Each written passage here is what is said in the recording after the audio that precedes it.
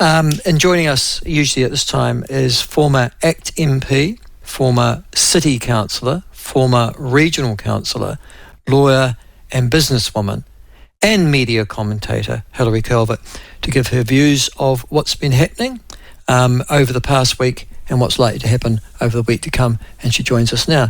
Hilary, welcome to the show this afternoon. Good to have you on again. Good afternoon, Michael.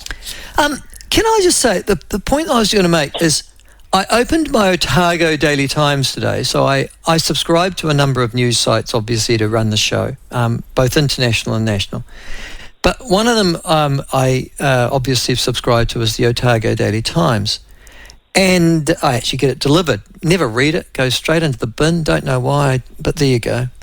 But this front page of the ODT today, and I think almost the lead story, is more rats found in supermarket.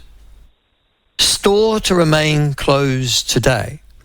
And it's this ongoing saga in South Dunedin of a very large supermarket run by Woolworths continuing to be plagued by rats. What's the reaction of people in Dunedin to the story? Are they? I assume they're avoiding the store like the plague, are they? Yeah, they are, and it's worse than that because the countdown involved, and incidentally, there's one in Christchurch with just a puny little mouse, but, you know, we probably don't love mice in our potato salad any more than we love rats in other places. But the particular countdown involved is the countdown from which deliveries are made. So if you internet your way through, so you get in touch with Countdown and get them to deliver for you, that's where they come from. Oh. And so that's got two effects. One of them, so all the ones in Dunedin, I think, come from that same countdown. That has had, I think, two effects. One of them is that who knows whether the rats have inspected the merchandise before you've got it. And secondly, it has, and you can understand that people have done this, but I'm told that what's happening is that people who get home delivery from Countdown have been getting crap fruit and veggies recently. And the speculation is that the reason for that is that there's not as many people have been coming into the store since the story closed at the moment. Yeah. And so they want to get rid of best before, you know, things that are a bit crap and things. Yeah. And so they're sending them home deliveries. So people are getting annoyed at that, and you can see why they would do that. They've got a whole lot of more things on the shelf that they need to get rid of. And so it's sort of a ballooning and difficult story, and they didn't need to handle it that way, I don't think. I think that with all these comms people everyone's got now, if the comms people are told, what will this look like on the front page of the paper? Yep. And when they first hear from staff members, I smell a rat. In fact, I've seen one. Wouldn't they be best to think, what would our comms people say, who ought to say, we don't want this on the front page of the paper, and at any moment they could be taking a photo of one and sending it off to the front page of the paper. So let's deal with it right now.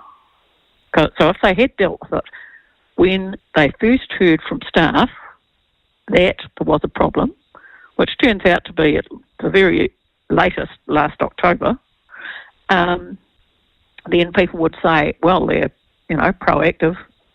When there's a problem, they deal with it. But no. Yes, as I understand it, staff first alerted management in November of last year. We are now on the 13th of February. They've either got a biblical plague happening at South Dunedin Countdown Supermarket, or they've got, which I think is more likely, the most inefficient, ineffective, and frankly incompetent management team in the history of supermarkets running the show, haven't they? Well, you just think it may be, for all we know, that that's a sort of a thing that happens in big supermarkets, and it's just that you've got to keep on top of it and get rid of it when you see it or something. Well, no, to be don't honest know. with you, I've never seen a rat in a supermarket, and I'm the supermarket shopper. So I'm not, but I haven't either. I'm just saying that it may be, and it's really difficult for them that it's another countdown one in Christchurch, that a photo of the mouse has been sent around. But whatever it is, whether it's a thing that can happen from time to time, you just need to deal with it as soon as you know about it, and you don't go looking for who dared to put their hand up. You should give that person a medal. You should find a staff member and put them as staff member of the month. Well, staff members are now telling the Otago Daily Times that store managers were looking for the person who initially contacted the newspaper. I'll tell you what, it's not to give them a medal. It should have been, though, shouldn't it? Yeah, it should have been the person who first told management. Yeah. Who should have got the medal, and it should never have got to the ODT before there was an answer. We're doing all we can. We shut the store today. To others, can I tell you, to our listeners, 13 rats were caught in the store when the store was closed for pest control on Saturday and Sunday. 13. And then a further 4 were caught in the store yesterday. So, and they keep saying that they haven't found nests. People don't care what they're finding. They just want them not to be there. Yes. That's remarkable, though. But it's just the other thing, though. I'm glad you raised the issue of. I've got to be honest with you. I have a personal prejudice. I don't go to Countdown for fruit and vegetables. I find they're all crap in almost every store in New Zealand, or Woolworths as they're now rebranded. For some strange reason, New World seems far superior, and Pack and Save in actual fact, for fresh fruit and vegetables than Countdown or Woolworths. And so obviously there's a systems flaw within that entire supermarket chain. Where do you shop? You'd think so. Two's not, I say it as somebody who did logic at uni, 2 is not enough of a pattern to say it's a system flaw. No, mine is experience over the last 30 years, though. I've always been the household shopper, you know that? I must be gay. Yeah. Mind you, I think I secretly am. But, no, I think, what's the secret between you and everybody who's listening, you think? Yeah, it is. No, nobody will tell anybody else, so it'll be all right. No, but see, I've always insisted, it doesn't matter what relationship I'm in, I'm always going, nope, I'm doing the grocery shopping. And believe me, I haven't had to fight off women. Well, I've never had to fight off women. It's usually the other way around. But I've never had to fight off any female partner of mine as to household shopping. I didn't realise that so many women were anti-domestic really in this country. Mind you, they dress like they are, but they're very anti-domestic, aren't they? Well, to be fair, you've got more chance of picking somebody up as a man at a supermarket. Really? I think, yeah. Men who supermarket shop are more attractive. Says somebody who fell in love with her husband when they were both together at school. Yeah, right. How would you know that, Hilary? He does the supermarket shopping. Oh, there you. Oh. He comes home with various stories about the women he meets at the supermarket. Ah, does he just? And that's only the stories I hear about. Oh, dear Lord. Well, the things you learn on radio. Woman at the supermarket. What's wrong with you, Michael? Oh, dear. Men. Well, they must. Well, no, I've always. Strangely enough, I know it's hard to believe, Hilary. It must, almost must fry your mind. But oddly enough, I've never had women throw themselves at me in my entire life. I've never quite understood it myself, but it doesn't matter. They've managed to restrain themselves admirably in my presence.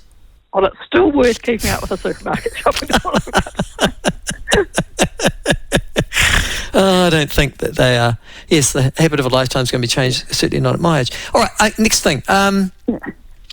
The other thing that was on the front page of the Otago Daily Times, and it's really interesting, I've been trying to get an interview with the Tertiary Education Commission, and it's nothing to do with the platform asking them.